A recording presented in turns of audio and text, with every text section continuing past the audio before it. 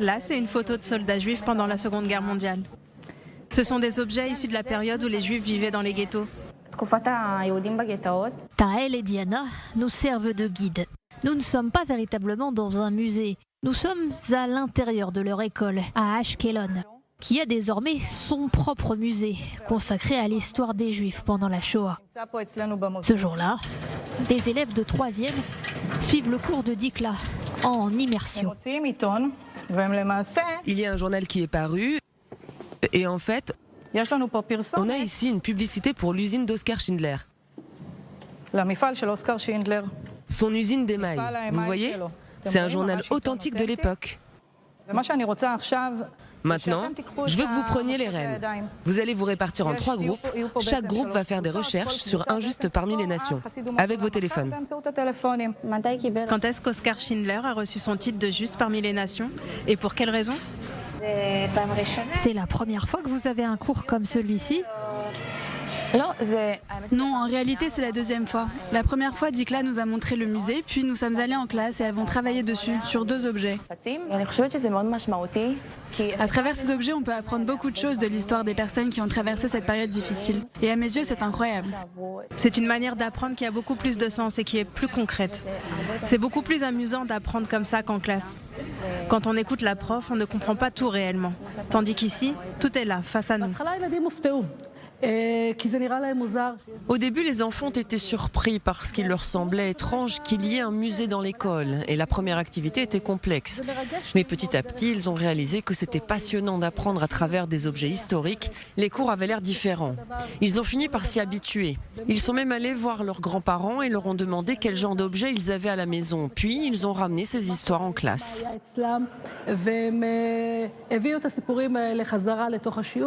Vaisselle d'avant-guerre, fabriquée dans des ateliers tenus par des juifs, cendrier décoré d'inscriptions antisémites, plus loin, une bouteille de l'usine familiale d'Anne Frank et un chandelier fait à partir de douilles de balle.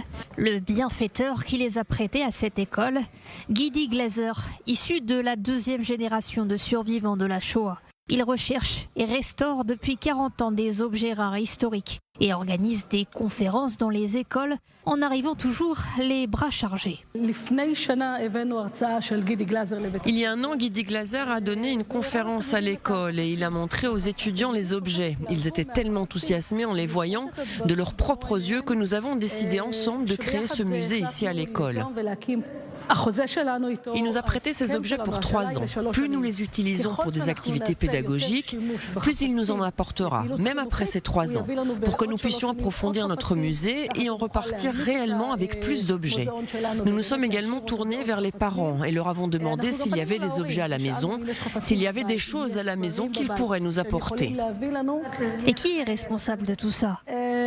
Le musée est généralement fermé à clé. À chaque cours, nous ouvrons les vitrines que nous voulons, mais les élèves sont tellement émus par tout ça qu'ils prennent soin eux-mêmes de ces objets et ils profitent d'avoir ça ici. Regardez cette toupie, elle est tellement petite, vraiment petite. C'est parce que les Juifs à l'époque étaient très pauvres, mais ils l'utilisaient pour enseigner. On ne sait pas qui l'a faite, d'où elle vient. On sait simplement qu'elle a survécu à la Shoah et qu'aujourd'hui, elle est dans notre musée.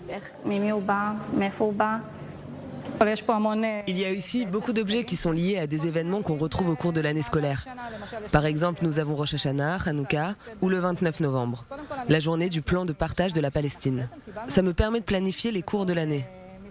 En tant que passionné d'histoire, qui s'intéresse énormément au sujet de la Shoah, c'est tout simplement un rêve devenu réalité. Et je pense qu'en tant qu'enseignante, j'ai également acquis des compétences que je n'aurais acquises nulle part ailleurs. Nous avons créé un musée ici. Nous l'avons littéralement construit à partir de zéro. Certains élèves viennent me voir et me disent « Nous voulons réaliser toutes sortes de projets d'intelligence artificielle avec le musée. Nous avons aussi une filière informatique et nous souhaitons aussi combiner les deux à l'avenir. Établir une sorte de catalogue numérique. Aujourd'hui, vous le voyez, nous utilisons de toutes petites étiquettes qui indiquent ce que racontent ces objets. La description est très courte. Nous voulons étendre cela. Nous voulons que chaque élève qui vienne ici puisse scanner un QR code et lire en détail de quoi il s'agit. Il y a des gens de l'extérieur qui veulent venir? Pas encore, ça reste une école. Tout le monde ne peut pas entrer.